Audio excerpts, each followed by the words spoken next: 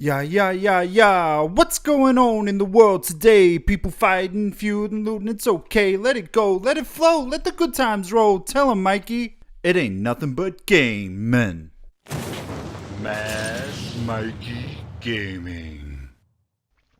G'day all you mad gamers, I'm Mad Mikey, I come from the bloody land down under, and in today's gaming news opinions, there's a few things that we want to talk about, but before I get onto that, guys, I know you got two thumbs, I only want one, so don't forget to hit the like button if you like what you're watching, along with if you've got your own opinions. The comment section is below, or if I missed something, or if there's something that you just really want to just have a talk to me about, have a chat, and normally, we'll just jump straight into the news, but today I just wanted to give a bit of a quick shout out to a couple of guys who commented on the last Tuesday's video. I want to say thank you to Nothingface, Marcus Dukakis, and Charles Morris for taking the time to put their comments below and really talk about what they are passionate about. And what a couple of the guys were passionate and really passionate about, that was the Friday the 13th, which I did sort of talk about how that actually pushed back the single-player game in favor of sort of bringing out the multiplayer game. I sort of said there that I wasn't really happy, and should you buy this game day one? In terms of it being a complete game, no, it's not. But what they sort of said was, well, look, this game was always meant to be a multiplayer game. The single-player game was actually put on there as an add-on to the fans, because what I actually interpreted from the whole thing was that those guys were actually backers of the game when it was in Kickstarter. So obviously they're very passionate, and thank you so much, guys, for contributing to actually making this game come out. Because like you guys, I am a huge Friday the 13th fan, and I'm so glad that it's coming out. I just want the complete game there and then on the day.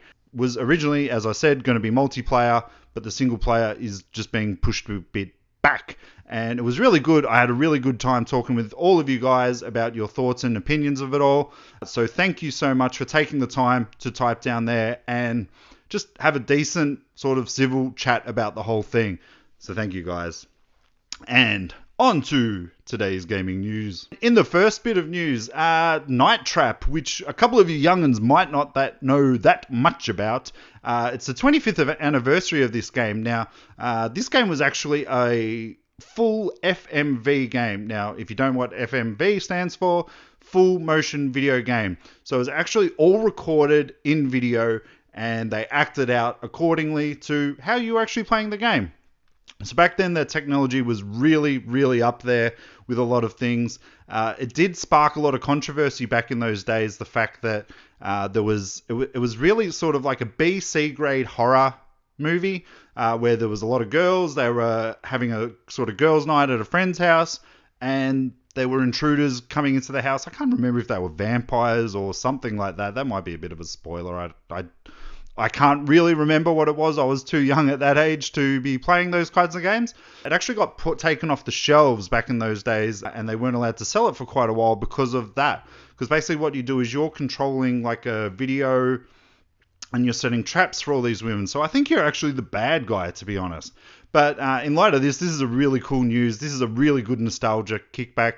It's going to be coming out on PlayStation 4 digitally, and the guys over at Limited Run are actually going to be doing a limited run of physical copies of this game, which I will be up at 3 o'clock in the morning in Australia to make sure that I get that copy of that game, because I'm really looking forward to this, just to go back and have a bit of a nostalgic hit on it. I'm really glad that they are bringing this back. I'd be very interested to see if it's PS4 Pro enhanced or anything like that. I don't think it will. I don't know how they're going to sort of increase the volume of the picture and make it work on a 1080p, whether they'll just put sort of things around the sides just to sort of shrink it up a bit, because obviously 1080p wasn't a thing back then.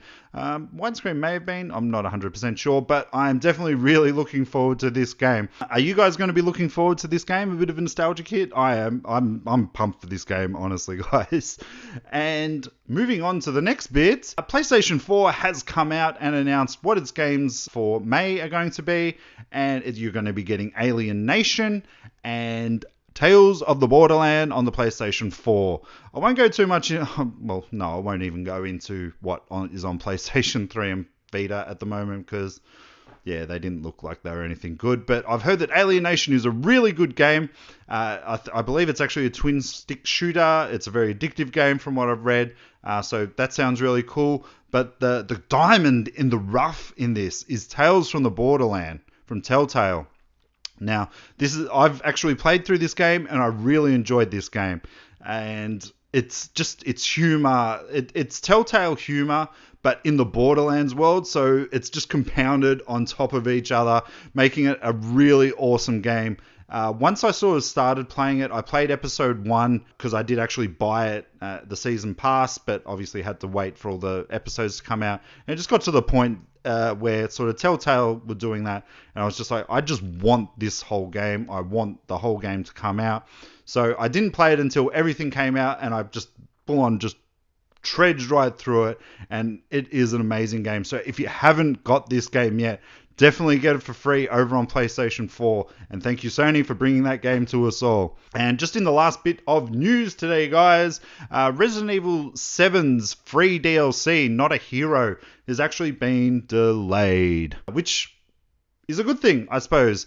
Basically, the guys came out and said that they didn't feel that it was ready. It was up to scratch with what people were expecting from the Resident Evil 7 experience. I'll go in and I'll tell you what they actually had to say. We were working really hard to get the DLC in time for the spring release, and we got close to completing the game's content. Our aim is for this content to match the high quality of the main game, so we actually need more development time in order to achieve that goal. However, in light of the incredible reception to the release of Resident Evil 7, we concluded that this DLC was not good enough to meet the high expectations. Rest assured, we'll use this time to create something our fans love. We are also working on a further piece of DLC at the moment, and we wish to develop both of these to you up to the standard that you expect from Resident Evil 7.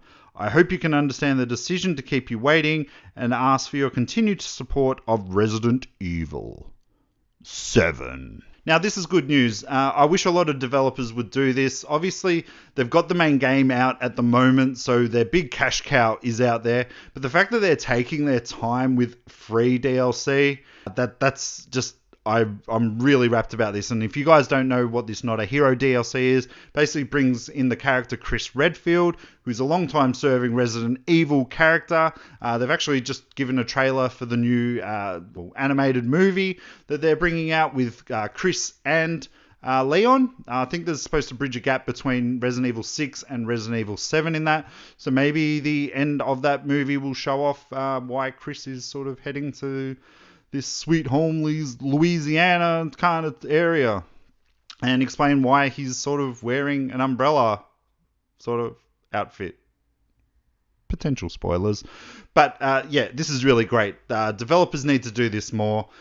If a game's not ready, don't put it out. I know that there's always going to be a lot of investors, and they've got their publishers wanting to get out a game. They've set their dates. They've put out all their paraphernalia advertising the game. So it's really good that they're doing this. I myself actually bought the DLC, the season pass for the Resident Evil games. I haven't actually touched it since I finished the single player game. So maybe after I've finished a lot of other games that I'm playing, I might sort of, get back in there. Or I'll wait for the Not a Hero to come out so that I can spend a bit more time, continual time in the Resident Evil 7 world. Don't forget, this is just my opinion. If you've got opinions of your own, don't forget the comment section below. If I've missed something, if there's something you didn't like, if there's something that you do like, don't forget, just hit it down there. We'll have a good chat about it. But guys, that's it for today. I promise that shit I'll probably never play is going to be back tomorrow. I've got quite a few games that have sort of been piling up, and there's definitely going to be a show tomorrow. So guys, I hope you have a great day. Whatever you're playing, if you want to just chat about anything, don't forget, comment below. Guys, have a great day, and I will see you tomorrow.